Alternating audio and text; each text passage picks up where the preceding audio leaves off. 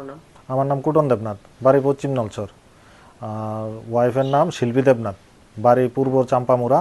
শিল্পীর বাবার নাম শ্যামল দেবনাথ, মার নাম সন্ধ্যা দেবনাথ। কোন জায়গা বাড়ি? পূর্ব চাম্পামুড়া, বিশালগড়। কার লগে বিয়ে হয়েছে? বিয়ে হয়েছে আপনাদের লগে বিয়ে পূর্ব লক্ষ্মীবিল, বিশালগড় পূর্ব লক্ষ্মীবিল, রাজু দেবনাথ। বাবার নাম মাখন দেবনাথ, বড় ভাইয়ের নাম দীপক দেবনাথ। হয়েছে? সে কি শাসক দলে করলে? হ্যাঁ, সে বর্তমানে বিজিবি শাসক দলের কর্মকর্তা হওয়ার কারণে এই যে বিয়ের ঘটনাটি উক্ত এলাকার প্রধান মেম্বার থেকে শুরু করে সবাই এলাকা সবাই জানে যে তার সাথে সামাজিকভাবে বিয়ে হয়েছে, কিন্তু ভয়ে কেউ মুখ খুলতে রাজি না। আপনার কি কোনো ছেলেটার সন্তান আছে আপনার? আমার একটি ছেলে সন্তান আছে। আমি চাইতে আছি যে আমার ছেলে সন্তানটি আমাকে দিয়ে দেওয়া হোক। আমার কাছে সঠিক প্রমাণ নেই, কিন্তু আমি জানতে পারি যে ছেলের বাবার নামও নাকি পাল্টি দেওয়া হয়েছে। কতটা সত্যি কতটা মিথ্যা আমার জানা নাই, কারণ আইন অনুসারে কোনো বাবার নাম কোনো পাল্টানো যায় না। এখন কি সন্তান আপনার কাছে আনন্দ লাগে? হ্যাঁ, আমার সন্তান দিলে আমি পালুম, সমস্যা কি আছে? সন্তান যদি দিয়ে দেয় আমি পালুম। আমি আগেও সন্তানকে একটা ভালো স্কুলে ভর্তি করাইছি, আমি আগামী দিনেও ভালো একটা স্কুলে ভর্তি করামো, পড়াশোনা করামো।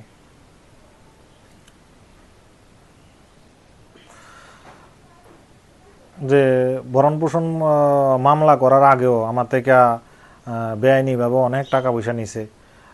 আমার বিরুদ্ধে মানহানির কেস দিব, আমার মারে টর্চারিং করব, আমারে টর্চারিং করব আইনের ভয়ে। আমি যেহেতু একটা প্রাইভেট কোম্পানির মধ্যে কাজ করতাম, আমার কোনো এক্সট্রা কোনো জায়গা সম্পদ বা কোনো কিছু নাই, সেই ভয়ে তারে আমি টাকা দিতেই থাকি।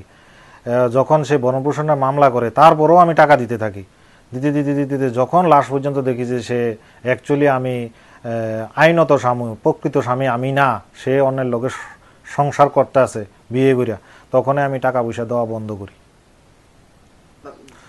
আমারে বিভিন্নভাবে ব্ল্যাকমেল করিয়া বেআইনিভাবে প্রচুর টাকা পয়সা আত্মসাৎ করছে। আইনিভাবে তো আমি টাকা দিছি, অনেক টাকা দিছি, যার কোনো হিসাব টিসাব নাই।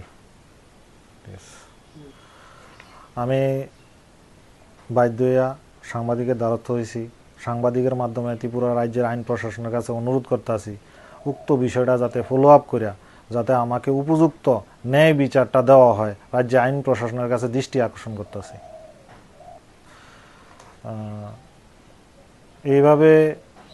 এইভাবে মিথ্যা মামলায় ফাঁসিয়ে রাখছে শুধুমাত্র ত্রিপুরা রাজ্যে বা ভারতবর্ষের আইন অনুসারে। শুধুমাত্র কি মহিলার লেগে আইন, পুরুষের লেগে কোনো আইন নাই? আমি রাজ্য সরকারের কাছে উক্ত বিষয়ের উপর দৃষ্টি আকর্ষণ করতে আছি যে রাজ্যে আইন প্রশাসন যাতে উপযুক্ত সুষ্ঠু বিচার করে আমাকে যেন আইনিভাবে সাহায্য করে এবং পুরুষ হিসাবে যেন সঠিকভাবে বিচার করে। ওই তো আমার বাড়ি থেকে দেখা গেছে জুজালামাগেরা যখন বাড়িতে সে বাবার বাড়িতে গেছে বাবার বাড়িতে যাওয়ার পরও আমি কয়েকবার চেষ্টা করছি সারা আননের লেগে, কিন্তু সে আইছে না। কিন্তু সে মিথ্যা মামলা করছে আমার লেগে। কিন্তু মিথ্যা মামলা করানোর পরও আমি অনেক চেষ্টা করছি, তার লগে যোগাযোগ করছি তারা আননের লেগে, কিন্তু সে আইতে নারাজ। কিন্তু আমি জানতে পারি যে ওই ছেলেটার লগে সম্পর্ক আছে, কিন্তু সেটা আমার সঠিকভাবে জানা নাই যে আসলেও কি সম্পর্ক না কি আমার। তৎকালীন সময়ে যেটা শুনছি, কিন্তু অক্ষণ দেখা গেছে বাস্তবে এটা ফলস্ফূর্ত হয়েছে। তার লগে সে আজকে 6-7 মাস ধরে সামাজিকভাবে পূর্ব লক্ষ্মীবিল রাজু দেবনাথের সাথে সামাজিকভাবে বিয়ে করিয়া সুখে সংসারও করতে আছে। অথচ আমি আইন অনুসারে স্বামী হিসাবে রয়ে গেছি। আমারে কোনো ডিভোর্সও দিছে না, আমিও কোনো ডিভোর্স দিছি না, আইন মাত্র আমি স্বামী। কিন্তু আইন জানে যে এখনও আমার শিল্পী দেবনাথ আমার বউ, তার লেগা এখনও আইনের কাছে শিল্পী দেবনাথ প্রতিনিয়ত ভরণ পোষণের টাকার লেগে অ্যাপ্লাই করেই যাইতেছে, যেটা অনৈতিকভাবে। কারণ সে তো বর্তমানে রাজু দেবনাথের কাছ থেকে ভরণ পোষণ পাইতেই আছে। আর ডিভোর্স ছাড়া সে কি করে বিয়ে করে?